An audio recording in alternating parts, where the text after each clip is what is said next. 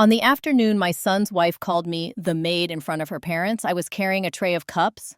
The kettle had just whistled and steam drifted up like a soft breath.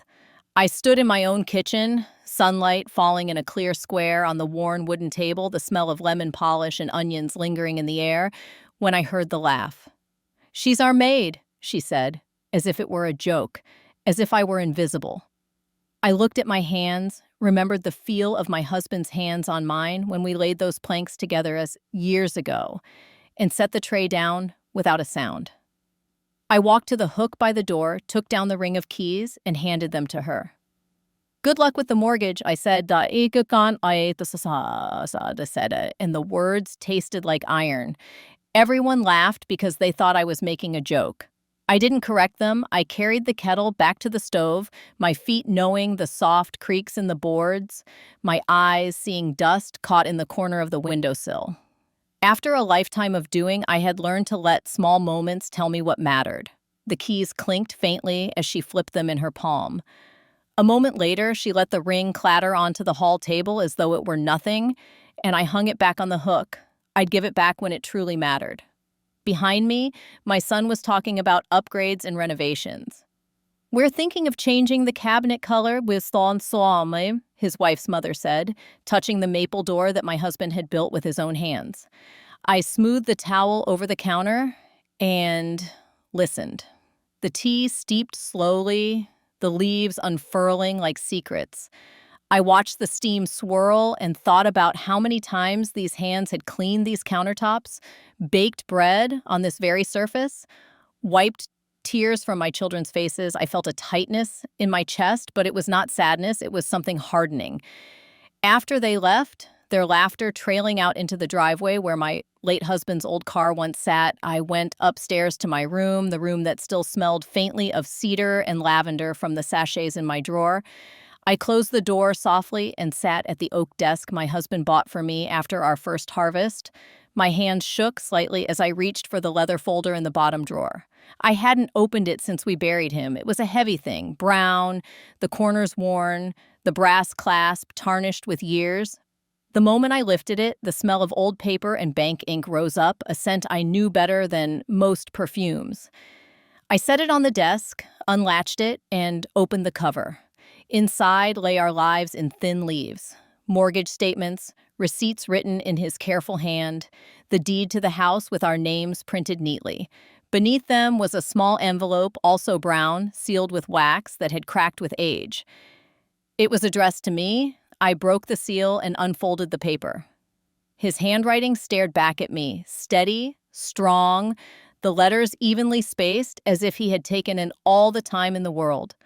"My love," it began, "this house is yours. I built it for you with these hands. Do not let anyone take it from you. If the time comes, when those who should honor you forget who you are, remember who you are. Trust your own hands. Trust your own mind." Between the folds, a small brass key lay tucked like a pressed flower. It had a tag marked simply "Box." I traced the edges of the note with my thumb. The words warmed me more than any blanket. I realized then that he had seen further than I had. I sat for a long time with that note, feeling the way each letter weighed on my chest until the light in the room turned golden and then dim. In that moment, memory took me back to the summer we broke ground. The land was little more than a field of weeds then, with a line of pines to the west. We spent weekends and evenings after work, digging and hammering, our hands blistered and raw. I hauled buckets of sand and mixed mortar in a wheelbarrow while my husband cut boards by the glow of a single bulb. We saved coins in jars, labeled for nails, for shingles, for the extra window we splurged on for the kitchen so I could watch the children play. At night, we sat at a card table and went over columns of numbers, calculating how many sacks of cement we could afford. The house rose slowly, a spine of studs, a skin of clapboards, the roof heavy with shingles. Each nail was a promise. Each beam was a blessing. We built it so we would always have a place that could not be taken. That was the point. That evening, after they had eaten their dinner at the table I had oiled for years, I stood at the sink, washing the plates. The hot water reddened my hands. The smell of soap reminded me of mornings when my boys would drag their dirty boots through the door laughing. I thought about the key, the note, and the folder hidden in my drawer. I dried each plate slowly, stacking them one by one. On the counter sat my ledger, an old book with cloth covers, filled with numbers from decades of crops, of taxes, of bills paid, and due. I ran my fingers over the column where I had noted each mortgage payment. My handwriting, smaller now, trembled slightly compared to my younger script. Every payment had come from my account. My son's contributions were scribbled in maybe 3 places, small amounts for groceries, not the roof over their heads. I knew exactly how much was left to pay. The numbers calmed me. They were proof. The next morning, while the house was quiet and my son's wife slept late, I dressed in my dark wool coat and tied a scarf around my head. The air outside was sharp with autumn, the leaves brittle underfoot. I took the small brass key, still warm from where it had rested under my pillow, and placed it in my purse. The bank sat on the main street, a square of red brick with a polished oak door and the smell of polish thick in the lobby. Mr. Smith, the bank manager, looked up from his desk as I entered. He had known my husband. He remembered the way we saved coins in a jar before we ever dared to ask for a loan. He rose and shook my hand with both of his skin papery and cool. "It's been a while, Helen," he said, using my name softly. I nodded and told him I needed to open a box. He led me to the vault, each step echoing slightly, the walls lined with rows of small metal doors. The air was cool and still. My heart beat steadily. I inserted the key, turned it, and the lock yielded with a soft click. Inside the box lay another leather folder, smaller than the one at home. Beneath it were 2 envelopes sealed with his handwriting. The first envelope held a certificate of deposit in both of our names, a sum larger than I'd imagined. Money we must have saved quietly, his harvest bonuses and my small teaching wages tucked away. The second envelope contained share certificates from a fertilizer company he had always trusted. The papers were crisp, the ink still dark. Tucked between them was a folded note. "For when you need to start over," it read. "If they forget who you are, use this to remember yourself." My breath caught, not in grief, but in awe at his foresight. Tears pricked my eyes, but I blinked them away. Not here, not yet. Mr. Smith and his wife had come to our house when we first applied for a loan. I had baked a cranberry cake and set the good china on the table, even though it was just the banker. He sat with his coat folded over his knee, his hat in his hands, and listened as my husband explained our plans. I kept my ledger open so he could see every coin we had saved. His eyes crinkled kindly as he ran his finger down the column. "You've done well," he said. He shook both our hands firmly when we signed the papers. Afterward, his wife asked for my pie recipe, and we laughed and talked about the price of flour. It was not simply a transaction. It was a ritual of trust. That kind of respect is rare now. Years later, as I held that key in the vault, his voice echoed softly in my memory. The second envelope bore a name and a number in blue ink. Michael Peterson, attorney at law.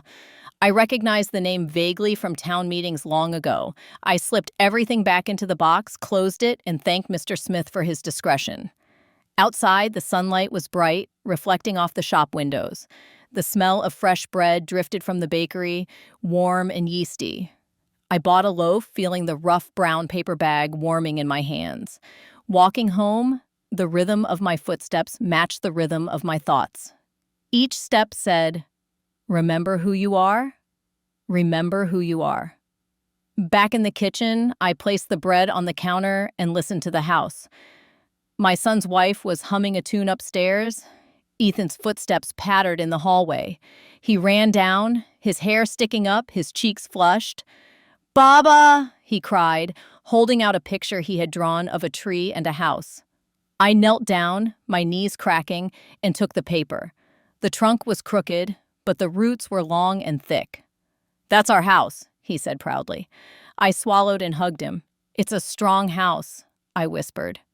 I decided then that whatever I did next would be for him. I would not let the bitterness sour him the way it had soured his parents. I took the bread knife and sliced the loaf, the the crust crackling under the blade. We ate with butter and honey. The smell filled the kitchen. I watched his face as he chewed and thought of all the breakfasts and suppers I had served at this table. When my son was little, he would follow his father around with a toy hammer, mimicking the swing and thud. He was quick to laugh then, quick to help. He would run through the house with dirty feet, then sit at the table and swing his legs as I cleaned him up. I remember late nights when I sat at this same kitchen table helping him with arithmetic homework by lamplight while his father snored gently in the next room. He would wrinkle his nose and say, "Numbers are hard," and I would tell him that numbers were just stories with a different kind of language. And on rainy days, we built forts from couch cushions, pretending the living room was a cabin in the woods. He would hand me pretend keys and say, "You can come in, Mama." When did the keys I gave him change from a game into entitlement? That question lingered like smoke. That afternoon, after the kitchen was quiet again, I took the number from the envelope and dialed. The phone on the kitchen wall still had a cord, the same one I had stretched when my boys were teenagers. A man answered, his voice roughened with age. "Peterson Law Office," he said. I told him my name and why I was calling. There was a pause, and then a warmth entered his tone. "I wondered when you'd call," he said. "Your husband made me promise not to reach out unless you did. Can you come in tomorrow?" I agreed. I hung up the phone, my finger tracing the metal screws on the wall plate. I could hear my heart in my ears. In all those years, I did not only tend to children in kitchens, I taught reading and math at the small school on the hill, a white building that smelled of chalk and books. I would wake before dawn to knead dough for bread, pack lunches, then walk through frost to unlock the school door. Little hands would grip pencils as I guided them through letters, their tongues sticking out with concentration. In the afternoons, I sat at my desk while they played outside and balanced my own accounts, adding up wages, subtracting bills. I knew how to stretch a coin, how to pay a mortgage on time, how to mend a shirt so it looked new. I remember scraping paint off window frames during summers because we couldn't afford a painter. I have never been idle. Perhaps that is why their dismissal of my labor stung so deeply. They saw my hands as only cleaning hands, not capable hands. The next day, I walked through the doors of a small office tucked between a pharmacy and the post office. It smelled of dust and old books. Michael rose from behind his desk as I entered. He was thinner than I remembered, his hair pure white, his hands spotted but steady. "Helen," he said, using my name as if it belonged to someone he respected. He gestured to a chair and poured me a glass of water from a decanter. The walls were lined with files and framed diplomas. He spread out the papers from the safe deposit box on the table between us. "Your husband was a careful man," he said. "He put the house solely in your name. Your son's name is not on the deed. He made you joint tenants on the certificate of deposit and left a transfer on death clause. He told me you might need to hear this one day." I felt something loosen in my chest. He went on, explaining what a trust was, how I could create one for my grandson, how I could sell or retain the house without anyone's permission. Each word felt like a plank being set firmly under my feet. The attorney's office held the faint scent of tobacco and leather.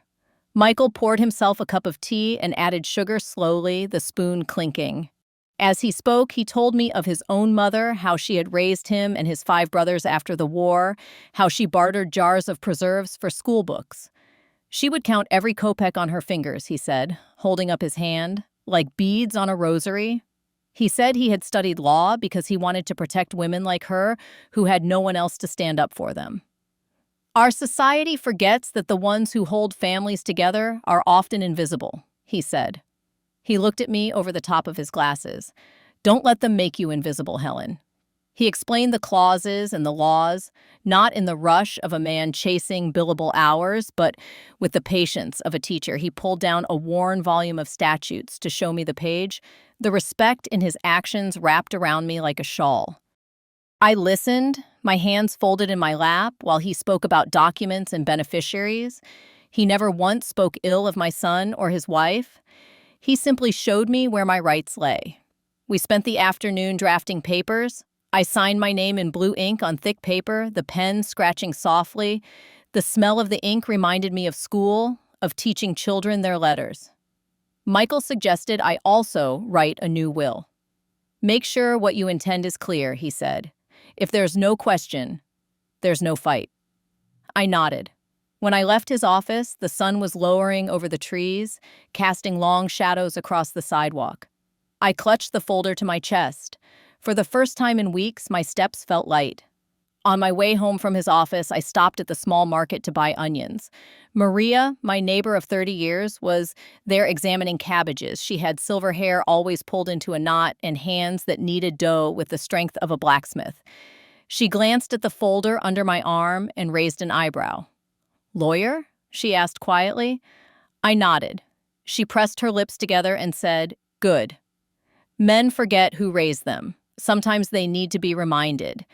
We walked home together, our bags swinging.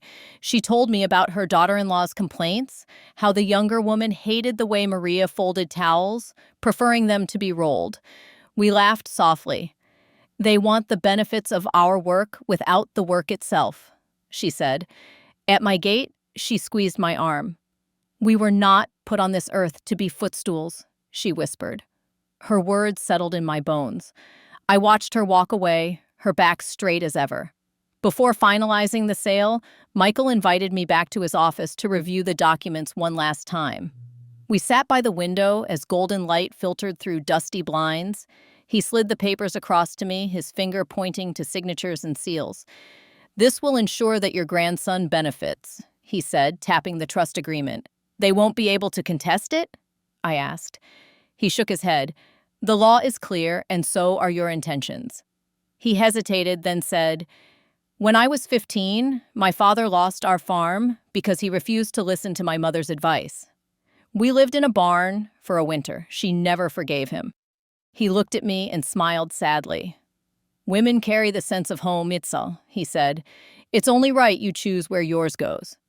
As I signed the final line, I felt the weight of generations of women behind me, mothers, widows, workers. My signature joined theirs in an invisible ledger of decisions made to keep families afloat. The trust itself was a simple document that would change everything. Michael explained that the proceeds from the sale would be invested, with the interest earmarked for my grandson's education and health. I would receive a small monthly stipend, enough to live without worry. A clause stated that if my son tried to access the funds without Ethan's consent, he would forfeit any claim. "It protects you and him," Michael said. I thought of the sacrifices I had made, missing trips, wearing patched clothes, eating cabbage and potatoes for weeks at a time to pay the mortgage. I thought of Ethan's bright eyes and curious questions. The trust was a way to turn my labor into his future. It was a way to ensure that his mother's thoughtless words would not echo into his own life. I signed, and the moment felt both ordinary and monumental. Lines on a page became a shield made of paper and ink. At home, dinner was already half prepared. My daughter-in-law was stirring something on the stove. "Where were you?" she asked, not looking up. "I had errands," I said, washing my hands at the sink. The water was warm. I could feel her eyes. Flicked to the folder tucked under my arm. She said nothing. I could sense her impatience as we moved around each other like dancers who had forgotten the steps. We ate in near silence. My son mentioned a new project at work. Ethan kicked his legs happily under the table. In my mind, I counted the days until the trust would be active and until I would no longer be bound to this routine out of obligation. The slight that preceded the maid remark had been months earlier at dinner. I had spent the afternoon simmering borscht in the heavy pot my mother handed down, the broth rich with beets and bone. I ladled it into bowls, the steam rising in fragrant curls. My daughter-in-law wrinkled her nose and pushed it aside. "We're cutting out heavy soups," she said, reaching instead for a packaged salad. "Too many calories." My son smiled weakly at me and did the same. No one said thank you. I ate my own bowl quietly, the sour cream melting in pink swirls. After dinner, as I scrubbed the pot alone, I heard her on the phone with a friend, laughing about how old people didn't understand nutrition. It wasn't what she said that hurt so much as the ease with which she dismissed something that had nourished generations. I began to notice each small dismissal after that, the way she hid the embroidered towels my mother made, the way she rolled her eyes when I corrected my grandson's manners. The following weeks passed like pages turning slowly. I did my chores, hanging laundry on the line, folding towels, wiping down the sink until it shone. But there was a shift within me. I no longer scrubbed the baseboards on my hands and knees. I no longer woke at dawn to bake bread for those who rolled their eyes when I spoke. I still tended Ethan because he was a sweet soul and because love does not wither even in poor soil. But I began to prepare quietly. In the evenings, after everyone had gone to bed, I took out a notebook and wrote lists. Call utility companies, change mailing address, pack china, wrap photo albums. I labeled boxes with a small pencil, linens, keepsakes, books. I stacked them in the back of my closet behind the winter coats. Each label felt like a small decision reclaimed. As the trust papers were being processed, my days took on a new cadence. I woke at dawn as always, but instead of rushing to prepare others' breakfasts, I lit a candle and sat quietly at the table, letting the sky grow pink through the lace curtains. I boiled water for my own tea and ate toast spread with plum jam I had canned last summer. Then I pulled out my notebook and wrote letters to my grandson. Stories of his grandfather fishing in the cold river, lessons on how to plant potatoes, descriptions of his first laugh. I sealed each letter and numbered it. I swept the kitchen floor and shook the rugs, but I did not scrub. I let the windowsill collect a bit of dust. In the afternoons, I walked through the garden, clipping herbs for my own pleasure. I moved through the house as if I were already a ghost, caring enough to leave things tidy but refusing to inhabit it with my whole heart. I also visited a real estate agent. Her office smelled of coffee and new carpet. She showed me properties in a binder. My eyes settled on a small cottage at the edge of town, near a line of pines with a sloping roof and a front porch. The photograph showed a little garden already grown wild. "It needs some work," she said, flipping the page. I stopped her. I liked the way the light fell across the porch, the way the front door was worn but sturdy. I liked that it was just enough space for me and for the things I chose to take. I told her I was interested. Within a week, I toured the cottage. The floor was uneven in places. The kitchen was small. The windows were single pane, but the air smelled like pine and earth. I could see myself there. I signed the papers with hands that did not tremble. When I first stepped through the doorway of the cottage, I was struck by its smell. It was the scent of wood and damp earth, of promises not yet kept. The walls were bare, the paint peeling in places, but the bones were good. I ran my hand along the banister. It was smooth, worn by other palms. In the tiny bedroom upstairs, a bird's nest had been built in the crook of the eaves. A few feathers remained, delicate and gray. The kitchen was barely the size of my pantry at the old house, with a small stove and a window that opened onto wild blackberry bushes. I imagined kneading dough there, washing herbs in the sink, watching the light shift across the counter throughout the day. In the yard, a single apple tree leaned slightly to the side as if listening. I felt a rush of both freedom and fear. Could I make this place home? The answer whispered back from the walls. Yes. Back at my current house, I continued to play my role. My son and his wife still assumed I would pay the mortgage, that I would continue to cook and clean because I always had. They were busier with their own lives, yoga classes, meetings, parties. The day the transfer to the trust processed, I sat at the kitchen table alone.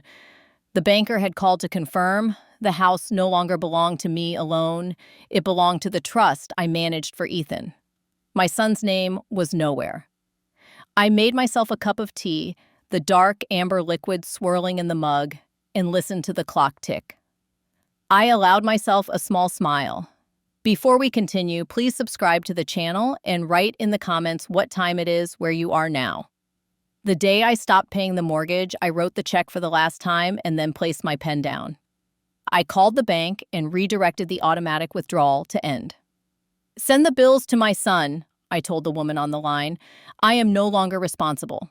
She read my name, looked at the account, and then said, "Understood, Mrs. Miller." There was a slight pause, perhaps respect, perhaps surprise. I hung up and stared at the phone. Outside the window, the oak tree my husband planted swayed gently, its leaves rustling like hushed applause. That evening, I cooked a simple soup of potatoes and carrots and set the table as I had 1,000 times. We ate in near silence, the clink of spoons the only sound. When the dishes were cleared, I dried my hands on a towel, took the ring of keys from my pocket, and slid them across the table. The keys made a small metallic sound. My son frowned. "What's this?" "They're yours now," I said. "The mortgage comes due next week. The bank will send you the bill. I won't be paying it. I'm moving out in a month." My daughter-in-law laughed once. "You're joking." "No," I said, meeting her eyes. "You called me your maid. I am not. I am your mother." She pushed her chair back. "Sit," I said, steady. She sat. "The house is held in a trust for your son," I told them. "I am done paying." My boy's jaw tightened. He called me stubborn. He called me unfair. I let the words lie where they fell. "I've given enough," I said. "It's time you give to yourselves. I raised you to stand on your own. Now is your chance." I wiped the table clean, left the keys where they were, and went upstairs. In the days that followed, my daughter-in-law alternated between sulking and sweetness. One evening, she brought me tea on a tray, the cup rattling slightly. "We're family," she said, setting it on the table. "We shouldn't fight over money." I thanked her and lifted the cup. The tea was overly sweet. "It's not about money," I said, meeting her eyes. "It's about respect." She forced a laugh. "Of course we respect you. We just thought you liked helping." I sipped and placed the cup down. "Liking is not the same as being taken for granted," I replied. She leaned forward, voice dropping to a whisper. "If you keep paying a little longer, I promise we'll pay you back. It's just a rough patch." I saw her calculating. My heart softened for a moment at her desperation, but then hardened again. "I'm moving out," I said simply. "Do what you need to do." She flinched as if I had slapped her. We both sat in the quiet, the tea cooling. She stood abruptly and left. I poured the rest of the tea into the sink. At first, they did nothing. They assumed I would change my mind, that I had spoken in anger, but anger had not been in my voice. Days turned to a week. Envelopes began arriving from the bank addressed to my son. I saw them on the hall table. Unopened, I said nothing. My daughter-in-law complained loudly on the phone to her mother about the cost of daycare now that I said I would no longer be available every day. She slammed cabinets harder. My son avoided me. He left early and came home late. I packed another box each evening, books of recipes, crocheted blankets, my wedding china, wrapped carefully in newspaper. I wrote a note for each item. Pie dish for holidays, tablecloth from our first anniversary. I didn't know if I would use them again, but I couldn't leave them behind for those who had begun to see them as relics of someone else's labor. 2 weeks later, I met with the real estate agent again, this time to sign the papers to sell my old house. Michael had explained that as trustee, I had the right to sell for the benefit of the trust. I insisted on meeting the buyers. They were a young couple with a little girl who hid behind her mother's skirt. The woman's hands were calloused, a small bandage wrapped around one finger, signs of a person who worked. She looked at the walls of the living room and smiled softly. "It has a good feeling," she said. Her husband nodded and traced the grain of the wood with his fingertips. They wanted a place to raise their family. I thought about the years my own children had run across those floors. My chest tightened, but not with regret. The sale price was fair. It would fund Ethan's education and my own quiet life. I signed. The pen left a long, thin line of ink across the paper. I shook their hands. "She's a good house," I said. "Treat her well." As we stood in the kitchen with the young couple who would take our place, the wife ran her hand along the countertop. "Did you make these?" she asked, admiration in her voice. "My husband did," I answered. Her husband crouched to look at the joinery of the cabinets. He whistled softly. "They don't build like this anymore," he said. Their little girl peeked into the dining room where sunlight fell in a rectangle across the floor. "Can we paint it pink?" she asked her mother. The woman laughed. "We'll see." I watched their eyes linger on the window seat where my boys used to sit and read. We talked about the apple tree out back and how it still bore fruit if you pruned it properly. I told them which burner on the stove heated fastest and how the porch light sometimes flickered and needed a gentle tap. It felt like handing over a beloved recipe. I realized that the house was not leaving the world, it was simply passing to new hands. That thought eased the tightness around my heart. When the sale notice arrived at the house and my son opened it, his face turned gray. "What is this?" he shouted, waving the paper. "You can't sell this house. This is my inheritance." I put down my knitting, looked at him, and said, "It was mine to sell, and now it belongs to a family who will care for it. You will have to find your own way as I did when I was your age." His wife burst into tears, angry and afraid. "Where will we go?" she cried. I felt pity, but it was thin. "There are apartments in town," I said. "There is a world beyond this porch. You are young and healthy. You will manage." I knew my words were hard, but they were not cruel. They were simple facts. After the sale, my son came to see me alone. He arrived at dusk, his shoulders hunched, his hair unkempt. He didn't sit. He paced my small living room, the wooden floorboards creaking under his boots. "How could you do this, oh?" he demanded, his voice low and tight. "How could you sell my childhood home?" I folded my hands in my lap. "It was never yours to sell," I said quietly. "It was mine. I built it. I paid for it, and now it will build a future for your son." He stopped and looked at me, his eyes red. "We're your family," he said. "You're supposed to help us." I felt a flicker of anger and then sorrow. "I did help," I said.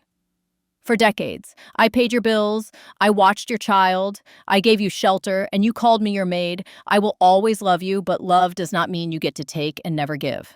He stared at the floor for a long time, then nodded once, curtly, and left. The door closed softly behind him. The weeks that followed were a flurry of boxes and emotions. There were nights when voices rose, accusations thrown like dishes, words like abandonment and betrayal. I listened, but I did not absorb them. I slept lightly, my mind aware of the new life waiting. During the day, Ethan played with his blocks on the floor between stacks of newspapers. He asked why we were moving. "Because sometimes houses need new stories," I told him, repeating the phrase I had thought while signing the sale. He looked at his parents and at me. "Will I still see you?" he whispered. My throat tightened. "Always," I said, pulling him into my lap. "Always. My door will always be open to you." Emptying the house was like peeling layers off myself. Each drawer I opened held the residue of years. Buttons that had lost their garments, receipts from doctor visits, dried petals from a bouquet my husband brought home on our 20th anniversary. I wrapped plates that had held birthday cakes and Sunday roasts in newspaper. I boxed up the embroidered pillowcases my mother stitched the winter she was pregnant with me. The sounds of the house changed as it emptied. Where once there was the muffled thump of feet on rugs, there was now the echo of my footsteps on bare boards. The walls seemed to breathe deeper, free from the weight of shelves. I wiped down the baseboards one last time, my rag moving along grooves my husband carved for beauty. Dust motes floated in beams of light like tiny ghosts. The house felt grateful, joyful, and ready. In the silence of those empty rooms, I thanked each space for what it had given me and then let it go. The day we handed over the keys, the sky was clear and hard blue. The oak tree's leaves were already turning amber, some falling and spinning onto the gravel drive. The young couple stood at the bottom of the steps, a small potted plant in the wife's hands.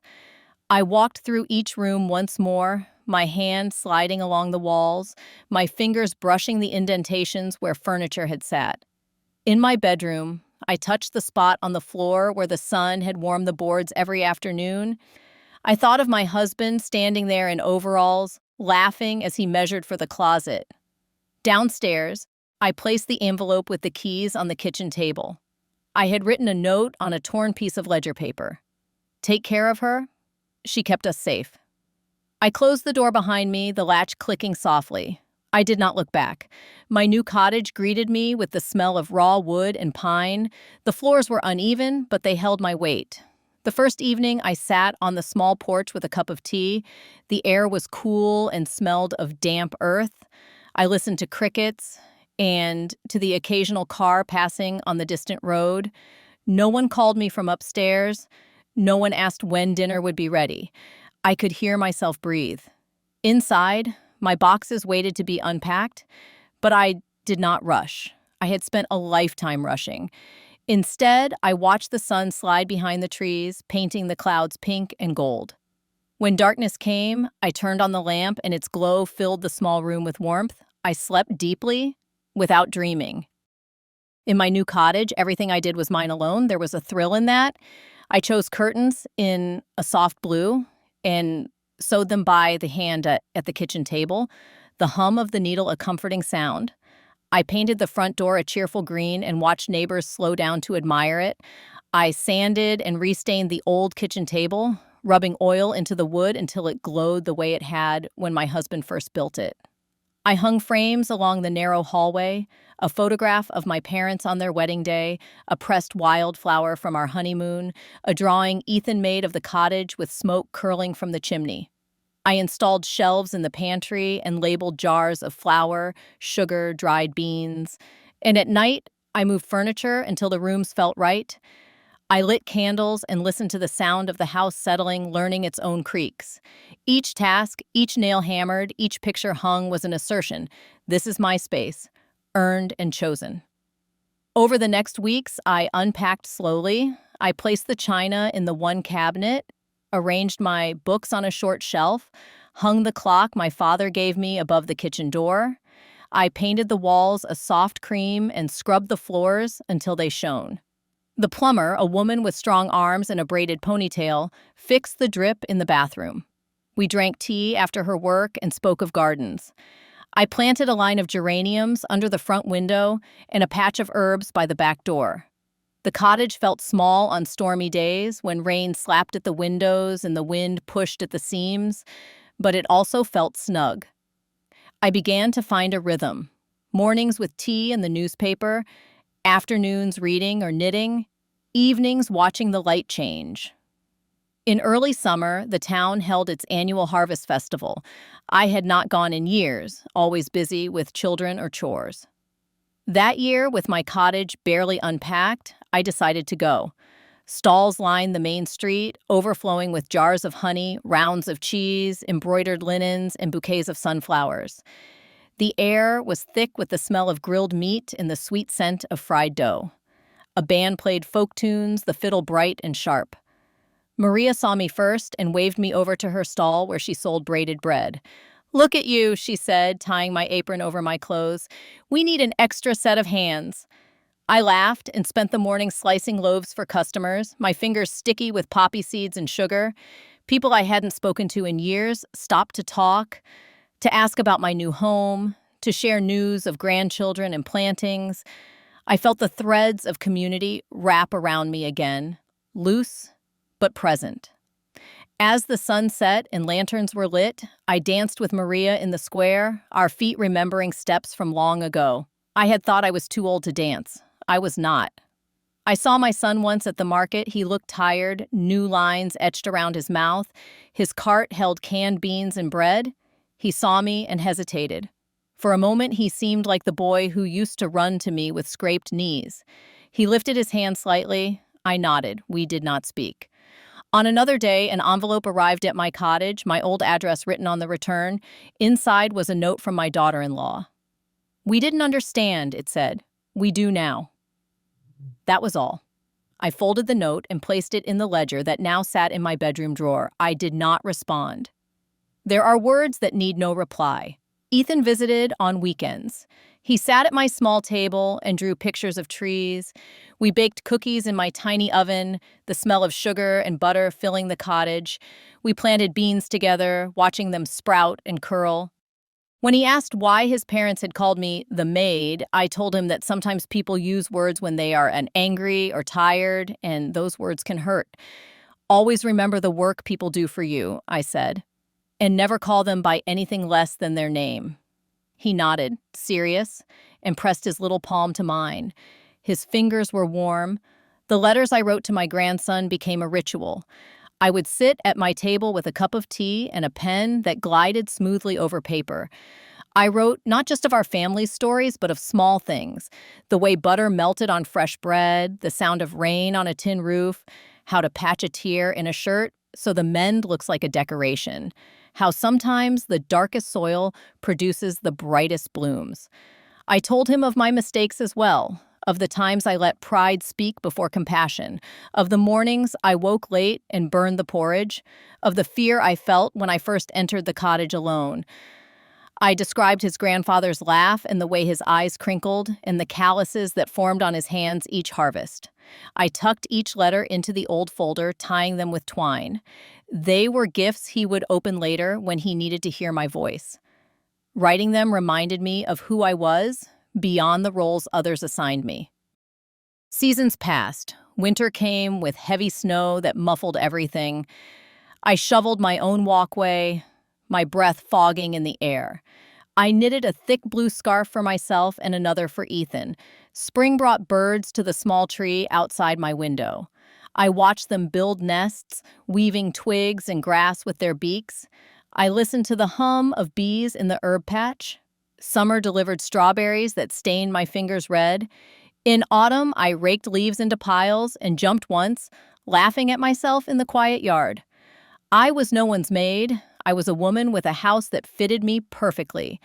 Occasionally, loneliness would creep in like a draft through an old window. It would sit with me while I drank my evening tea. I would let it. I did not fight it. I would think of my husband, of his laugh, of our nights under the quilt listening to rain. I would think of my children as boys, their small hands reaching for mine. I would think of my daughter-in-law's nervous smile when she and my son first brought her home. I would think of the sour look she gave me when I handed her the keys back. The loneliness did not hurt. It simply reminded me that I had loved and been loved. One day, I took the old folder out again. I sat at my small table, the afternoon light slanting through the window, dust motes suspended in its beam. I opened the folder and read my husband's note once more. "Trust your own hands," it said. I traced the words with my fingertip. My hands had lines now, the veins raised like thin rivers. They had held babies, kneaded dough, wiped tears, paid mortgages, dug in the garden, signed papers, and let go of keys. They had done enough. I closed the folder and placed it back in the drawer. I closed the drawer and felt the click. In the quiet, the sound was final. I made a pot of tea and sat on the porch as the sun set. The sky burned orange and then softened to lavender. The air was cool. The first stars appeared. I took a breath and let it out slowly. I was no longer angry. I was no longer sad. I was simply here. Now, when I tell the story of that day, I do not begin with anger. I begin with the smell of lemon polish, the warmth of sunlight on wood, the sound of my grandson's laugh, the feel of a small brass key in my palm. I tell of a woman who remembered her worth because her husband had reminded her, because she had reminded herself. I do not tell it to be praised for my strength or pitied for my hurt. I tell it so Ethan knows that dignity lives in small acts, in setting down a tray without spilling, in sliding a ring of keys across a table, in signing your own name. I tell it because there are many ways to say goodbye and still stay close. And in the end, I gave my son's wife the keys, and I took back my hands. The house went on to shelter another family. I went on to shelter myself, and in the quiet of my cottage, with the lamp glowing and the kettle simmering, I know I am no one's maid. I am simply me. In the quiet of my cottage, I often thought about dignity, not the grand, heroic kind that fills books, but the everyday sort that allows you to stand straight when others would bend you. I realized that dignity is in the decisions we make about our own lives, in the ability to say no when no is the right answer, in the courage to step away from what no longer nourishes us. It is not given by others, it is claimed. When I was a young girl, my mother taught me to kneel when praying and to stand when speaking the truth. Those actions are connected. Kneeling taught me humility. Standing taught me worth.